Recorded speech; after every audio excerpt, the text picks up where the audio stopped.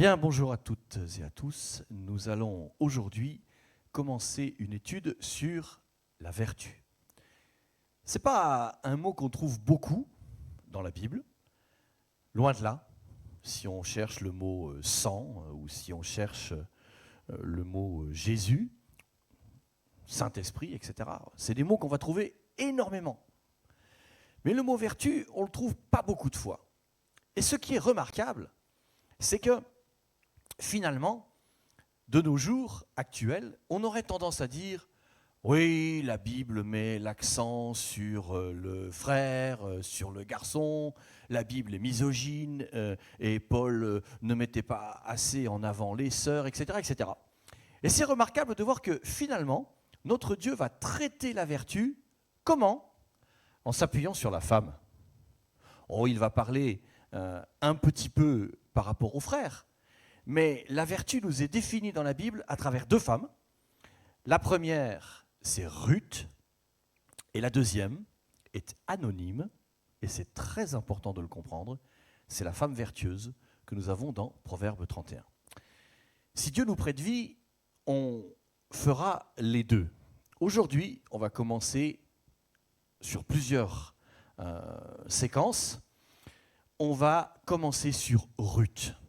Et on s'aperçoit que Ruth, non seulement est vertueuse, mais que, je dirais, la vertu qui est la sienne est quantifiée sur 14 points très précis, qui nous enseignent non seulement la vertu, mais comment elle vivait la vertu, comment elle mettait en pratique la vertu. On va commencer par un verset d'introduction. Dans Ruth chapitre 3, verset 11, vous imaginez bien que nous allons être dans le livre de Ruth principalement. On pourra ici et là citer des versets, mais évidemment, notre étude se trouve dans le livre de Ruth. Ruth chapitre 3, verset 11, nous dit « Maintenant, ma fille, ne crains pas, je ferai pour toi tout ce que tu diras. Car toute la porte de mon peuple sait que tu es une femme vertueuse. » Ici, c'est Boaz, on y reviendra, qui parle à Ruth et qui lui dit « Ne crains pas ». Ça, c'est une chose extraordinaire. C'est qu'à la fin de cette étude, quand on aura fini toutes les séquences, non seulement nous saurons ce qu'est la vertu, mais ce qu'elle apporte. C'est bien d'avoir une qualité, de la nourrir, de la faire vivre. Mais pourquoi ? Qu'est-ce qu'elle m'apporte ? Qu'est-ce qu'elle change dans mon cœur, dans ma vie ? Et ici, dès le début, c'est extraordinaire de voir que Boaz va dire « ma fille ». Donc, on peut déjà dire en préambule que nous avons affaire à une jeune femme qui a moins de 30 ans, peut-être même moins de 25 ans, ou maximum. C'est intéressant de le savoir. À l'inverse, la femme vertueuse, elle, eh bien, c'est extraordinaire de voir que elle est beaucoup plus âgée, beaucoup plus assise, beaucoup plus mûre dans sa vie. D'ailleurs, Ruth, nous allons étudier 14 points de vertu, alors que la femme vertueuse, 28 points de vertu, le double. Pourquoi ? Parce que la vertu est une qualité vertueuse, qui grandit, qui s'étoffe, qui abonde de plus en plus en nous par la grâce de Dieu, par les merveilles de l'amour de Dieu et le Saint-Esprit qui travaille en nous. Donc, déjà, dans ce premier verset d'introduction, nous voyons que, il dit « ma fille » et non pas « femme », on y reviendra, et « ne crains pas ». Lorsque l'on est vertueux, une des choses merveilleuses, c'est que cela nous éloigne de la crainte. Si je fais une action vertueuse, je n'ai pas peur d'être réprimandé. C'est logique. Je ferai pour toi tout ce que tu diras, car toute la porte de mon peuple sait que tu es une femme vertueuse. Vous avez remarqué ? Il n'est pas dit « tu nous as expliqué que tu étais une femme vertueuse. Tu as raconté à Pierre, Paul, Jacques combien tu étais extraordinaire, combien tu étais la plus belle, la plus noble et la plus merveilleuse. » Souvent, les gens veulent avoir une apparence de vertu, et donc ils vont surréagir, ils vont quelque part paraphraser pour que, eh bien, leur besoin d'amour s'exprime en disant « Vous avez vu ce que j'ai fait? Vous avez vu combien je l'ai bien fait ?»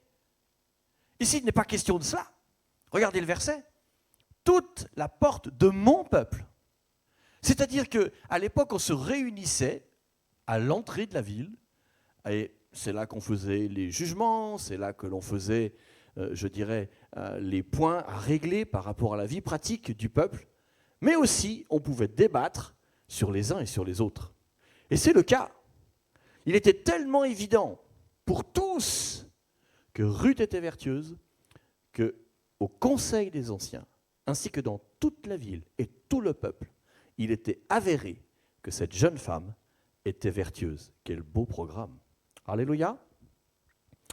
Alors, on va, au-delà de ce verset d'introduction, nous allons commencer.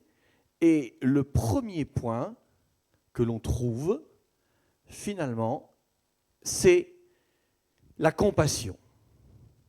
La vertu, si je devais la définir en quelques mots, on va prendre son temps, mais en quelques mots, c'est lorsque je fais quelque chose, c'est semé d'une bonne odeur et d'un bon parfum. Lorsque je parle, mes mots vont être vertueux. Lorsque je pense, lorsque j'agis en tout point, ma conduite va donner envie, va montrer l'exemple.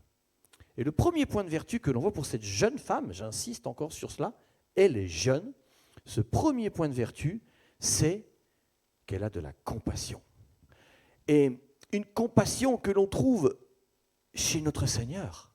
Souvenez-vous, dans Jean chapitre 11, lorsque Jésus va s'approcher du tombeau de son ami, il est écrit qu'il l'aimait, qu'il va s'approcher du tombeau de son ami Lazare, on va trouver la contraction du verset le plus court de la Bible. Jean 11, 35, Jésus pleura. Pourtant, Jésus savait toutes choses. Il savait que non seulement Lazare était malade, mais qu'il allait mourir. Et que, en mourant, il allait finalement servir à la gloire de Dieu. Il savait qu'il allait rester à l'endroit où il était sciemment et attendre que finalement le temps passe suffisamment. Et lorsqu'il arrive, pourquoi il pleure? Parce que malgré qu'il sache toutes choses, son cœur était pétri d'amour pour cette famille et pour chacun de nous. Voilà pourquoi sa compassion a été jusqu'à le faire pleurer. Et on trouve, c'est remarquable, parce que Ruth est jeune, et on trouve chez elle une compassion avec des larmes, des vrais, pour les siens et pour son mari. On est dans Ruth chapitre 1, pour ce premier point, donc des 14, Ruth chapitre 1, verset 8. Naomi dit alors à ses deux belles-filles, « Allez, que chacune retourne à la maison de son père, que l'Éternel use de bonté envers vous, comme vous l'avez fait envers ceux qui sont morts et envers moi. Que l'Éternel fasse trouver à chacune du repos dans la maison d'un mari, et elle les baisa. Elles élevèrent la voix et pleurèrent. » On va, dans la deuxième partie, revenir sur ce premier point et le développer. À bientôt.